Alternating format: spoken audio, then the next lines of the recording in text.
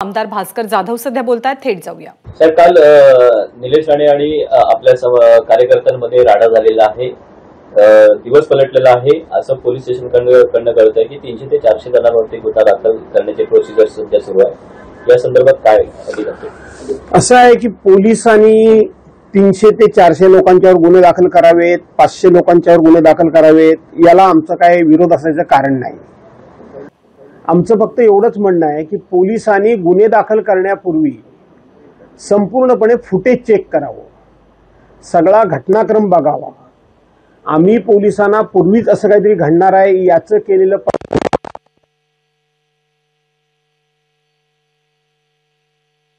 Cognisance घेतला होता का हे पण एकदा सिद्ध झालं पाहिजे. दुसरी गोष्ट, माझ्या कार्यालयासमोर तुम्ही वाटेल ते त्या ठिकाणी बॅनर पोस्टर लावलेत, तुमचे झेंडे लावलेत. आमच्या चिपळूणच्या प्रथेप्रमाणे, रत्नागिरी जिल्ह्याच्या परंपरेप्रमाणे आम्ही तुमच्या एकाही पोस्टरला हात लावला का? तुमच्या एकाही झेंड्याला हात लावला का? नाही लावला. हा जो या ठिकाणी जो प्रकार घडला तो कसा घडला? मुळामध्ये सभा ग्वागरला होती. निलेश राणे हे मुंबईवरून आले. मी जे काल सांगत होतो ते आज थोडक्यात सांगतो. वास्तविक त्यांनी परस्पर ग्वागरला जाण्याकरता दोन मार्ग त्यांना आहेत. एक आहे खेड दापोलीतून आणि दुसरा आहे चिपळूण पेढे परशुराम वरून डायरेक्ट ग्वागरला जाण्याचा मार्ग आहे. तो सगळा सोडून 60 किलोमीटर ते चिपळूण शहरामध्ये आले, काही हरकत नाही. ते बरोबर तुम्हाला मी आता रस्त्यावर नेऊन दाखवतो, तुम्ही चला माझ्याबरोबर. माझ्या ऑफिसच्या बाजूला जो चिपळूण रेस्ट हाऊसकडे जाण्याचा रस्ता आहे त्या रस्त्यावरून त्यांच्या गाड्या गेल्या.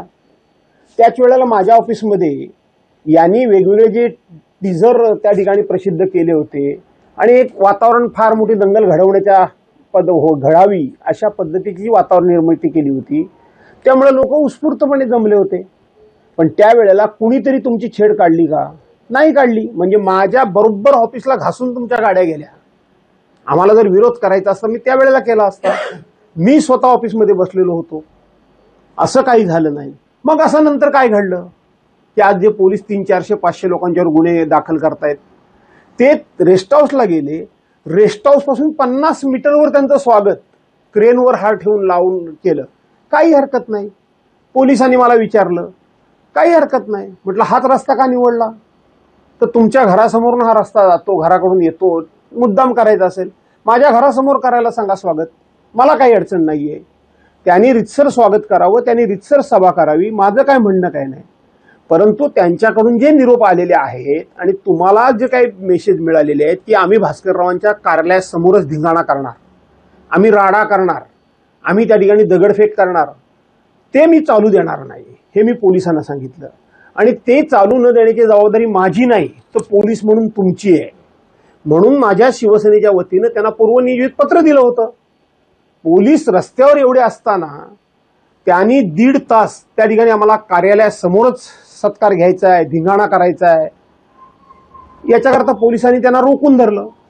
1.5 तास झाल्यानंतर मी माझ्या लोकांना स्पीकरवरून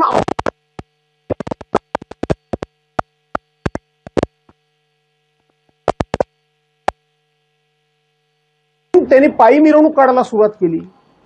जर ग्वागरला माझ्या चिपळूण पासून आणखीन 40 किलोमीटर सभा दूर होती. पहिले 60 किलोमीटर आले दुसऱ्या रस्त्याने, आता दुसऱ्या रस्त्याने जायचं होतं, तिसऱ्या रस्त्याने ते 40 किलोमीटर जायचं होतं. त्याच वेळेला पोलिसांनी आगत स्वागत झालं, फटाके काय ते झाले.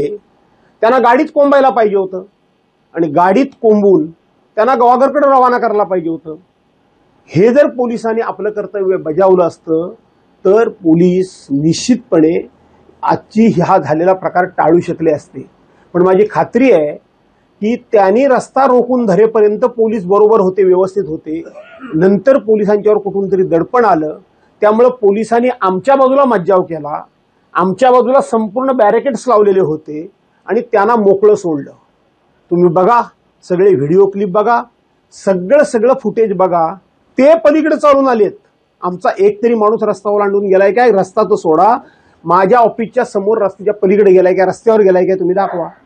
आणि म्हणून 400 काय 500 काय 1000 लोकांच्यावर गुन्हे दाखल करा, परंतु सगळं फुटेज, वेगवेगळ्या प्रकारचं फुटेज आज मला मिळालेलं आहे.